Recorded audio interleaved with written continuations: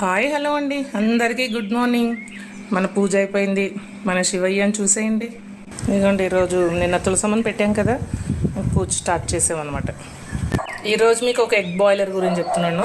ఇదిగోండి, దీంట్లో 14 eggs boil చేసుకోవచ్చు. ఎందుకంటే దీంట్లో 7 పడితే సెకండ్ ప్లాట్ఫామ్ కూడా వస్తుంది. దాంట్లో 7 చేసుకోవచ్చు. మొత్తం 14 ఎగ్స్ చేసుకోవచ్చు. ఈజీగా వర్క్ అయిపోతుందండి దీంట్లో. నేను చాలా ఒక 1.5 year నుంచి వాడుతున్నాను ఇది. రోజు మా చిక్కుకి ఎగ్స్ కావాలి. అలాగే మా బబ్లు కూడా జిమ్కి వెళ్తాడు కదా, వాడికి 2 ఎగ్స్, వాళ్ళిద్దరు చెరొకటి. డైలీ ఇలా బాయిల్ చేసి పెడతాను కదా, నాకైతే చాలా యూస్ఫుల్గా ఉంది. మీకు ఎవరికైనా డైలీ ఎగ్స్ బాయిల్ చేసుకోవాలని అనుకునే వాళ్ళకైతే ఇది కొనుక్కోండి, చాలా యూస్ఫుల్ అవుతుంది. మనకి ఎంత పనులు చేసినా అండి, ఇదిగోండి చూసారా ఎలా కడిగారో, అంతే. ఇంకా చూసారా, ఇదంతా ఇలా ఉంది, డస్ట్ పడేయలేదు, ఇదంతా మెస్సీగా చేస్తారు. ఇదంతా మళ్ళీ మనకి తప్పదండి. మనం పనులు ఉంటారు, పనులతో చేయించుకుందాం అనుకుంటాం, కానీ కంపల్సరీ మనం అయితే మన పని మనం చేయాల్సిందే. నాకైతే ఏలూరులో డిష్ వాషర్ ఉంది. దానివల్ల ఈ వెజిల్స్ తోటి ఇలా చక్కగా దాంట్లో పెట్టేస్తాను. ఎంత నీట్గా అయిపోతాయో. నేను డిష్ వాషర్ కొనుక్కొని కూడా 4 years అవుతుంది. 4 years నుంచి చాలా బాగా వర్క్ చేస్తుంది. నేను మీకు అది ఒకసారి రివ్యూ ఇస్తాను.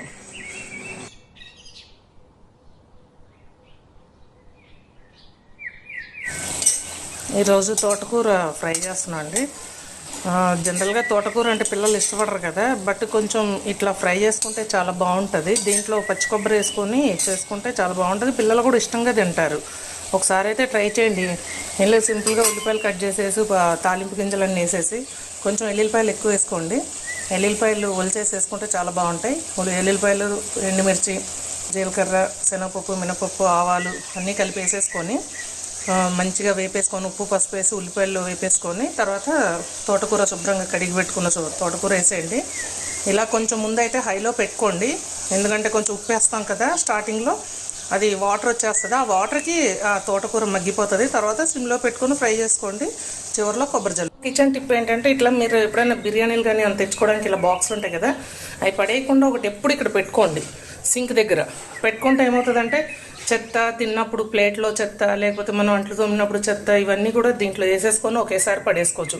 ఊరికే డస్ట్బిన్ దగ్గరికి వెళ్ళి పడేయాలంటే కొంచెం టఫ్, కాబట్టి చాలా ఈజీగా అయిపోతుంది. ఇది ఎండిపోయి పడేసుకుంటే సరిపోతుంది. ఏ రోజుకి ఆ రోజు క్లీన్ చేసి పెట్టేసుకుంటే సరిపోతుంది. ఇప్పుడు మనం క్లీన్ చేసాము, సో అందుకే నీట్గా ఉంది. ఇలా కొబ్బరి తురిమేసాను. తురమడం అంటే చిన్న జార్లో వేసాను, హాఫ్ చెక్క. ఇది వాటర్ పోయకుండా వేస్తే ఇలా పొడి పొడిగా చక్కగా వస్తుందండి. ఇలా మీరు వాటర్ పోయకుండా వేయండి జార్లో, ఇలా పొడి పొడిగా వస్తుంది. చక్కగా ఇది సిమ్లో పెట్టేసుకొని ఒక 5-10 నిమిషాలు మగ్గితే తీసేసుకోవచ్చు. చాలా టేస్టీగా ఉంటుంది. ఒకసారి ట్రై చేయండి. ఇందులో కొంచెం ధనియాల పొడి వేసేసి కారము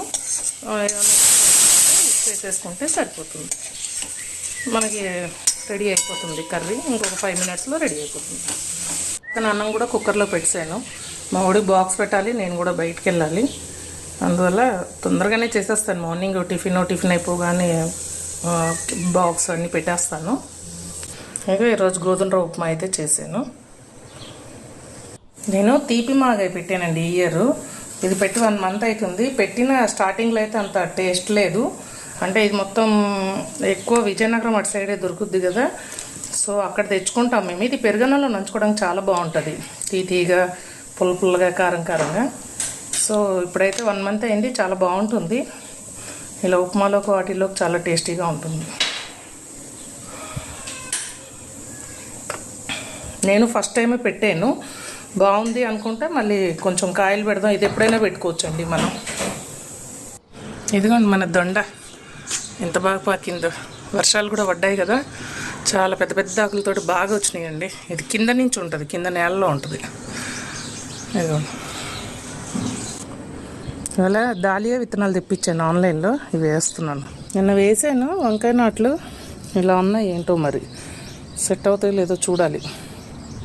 నిలబడలేదు, వడిలిపోయినాయి. లిల్లీ ఫ్లవర్ అండ్ మందారాలు పోస్తున్నాయి అని చెప్పాను కదా. ఇదండి ఈరోజు మన చిన్ని వీడియో. మీకు నచ్చితే లైక్ చేయండి, షేర్ చేయండి, సబ్స్క్రైబ్ చేయండి. Thank you friends.